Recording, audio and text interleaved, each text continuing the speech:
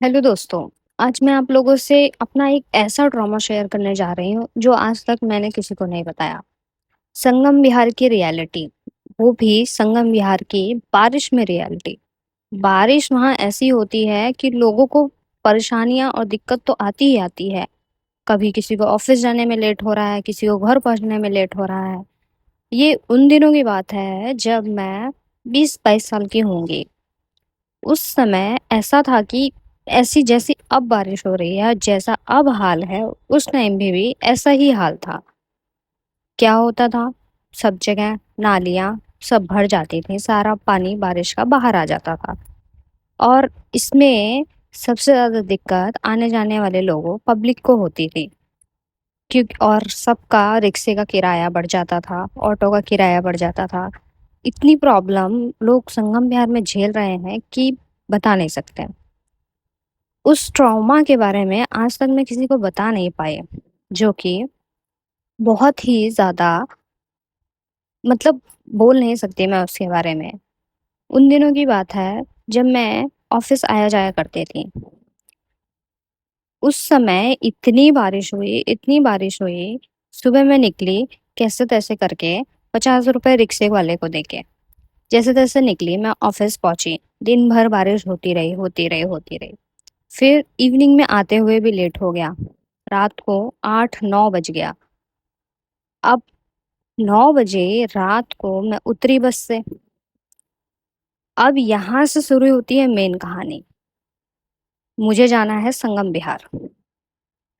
मुझे एक रास्ते में लेडीज मिल जाती है। सब लोग पैदल पैदल चल रहे होते हैं, और वो इतनी बुढ़िया होती है कि लोगों को लगता है कि उसकी हेल्प करनी चाहिए। लेकिन लोग आजकल कहाँ किसी की मदद करते हैं। लोग फटाफट निकल जाते हैं अपने काम के लिए, अपने घर के लिए निकल जाते हैं, सबको लेट हो रहा होता है। फिर उस लेडीज ने मेन पॉइंट जो है, एक लड़की ढूंढी जो उनका काम होता है। उन्होंने मेरा हाथ पकड़ा, बोला, बेटा प्लीज मुझे पार करा दो। मैं उनके साथ चलती रही संगम विहार से। हमदर्द से संगम विहार बत्रा हॉस्पिटल पहुंचे हम लोग, पानी पानी में हाथ पकड़ के। फिर उसके बाद हम पहुंचे हमदर्द। उसके बाद हम लोग पहुंचे तिगड़ी। तिगड़ी पहुंचते पहुंचते इतना बुरा हाल। एक आदमी ने नोटिस किया कि ये लेडीज मुझे मेरे रास्ते से भटकाती हुई ले जा रही है।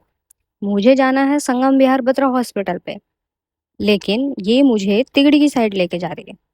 अब वो इतने ऐसा चेहरा बना के, ऐसा फेस बना के मुझसे बोल रही है, बेटा मुझे छोड़ दो, मैं जा नहीं पाऊंगी।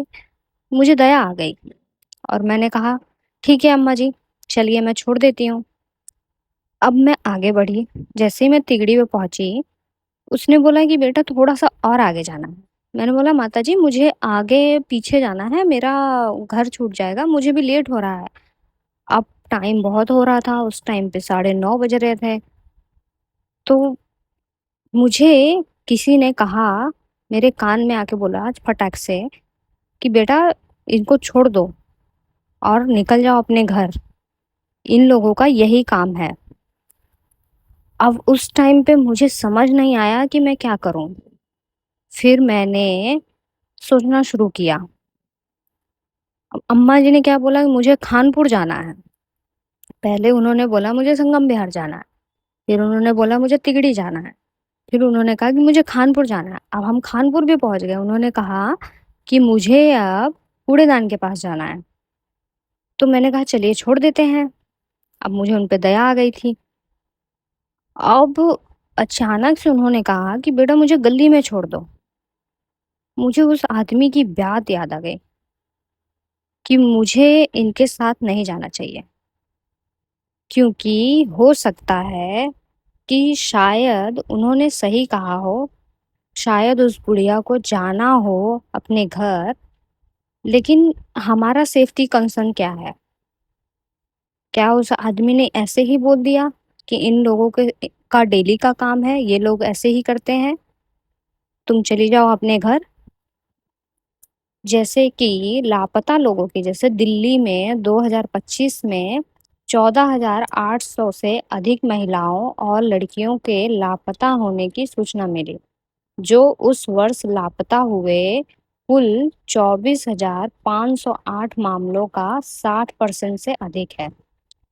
किशोर लड़कियां सबसे अधिक असुरक्षित समूह बनी हुई हैं, जिनमें से हजारों का अभी तक पता नहीं चला।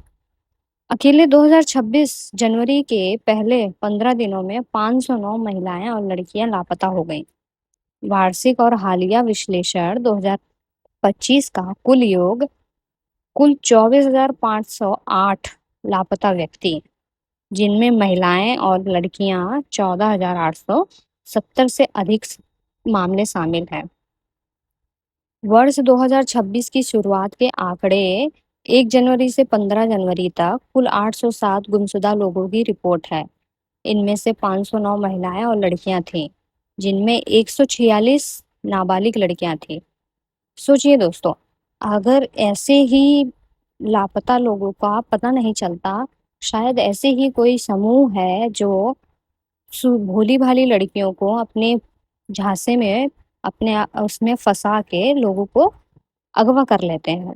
अनसुलझे मामले जो हैं, हजारों ऐतिहासिक और हालिया मामले अभी भी जांच के अधीन है या कानून परिवर्तन एजेंसियों द्वारा उनका पता नहीं लगाया जा सका है। तो दोस्तों, इस ट्रॉमा से मैं आज तक मतलब मैं सोचती रहती हूँ कि क्या ऐसा सच में है? संगम विहार का जो बारिश का जो इतना गंदा है, जहाँ का आप लोगों ने खुद ही देखा होगा कितना ज़्यादा बेकार है वहाँ का नालियों का सिस्टम, बारिश का सिस्टम, पानी भर जाने का सिस्टम। लोगों को इतनी प्रॉब्लम होती है, लोग शायद ये चीज़ें नहीं जानते हैं, लेकिन ये चीज़ें हैं।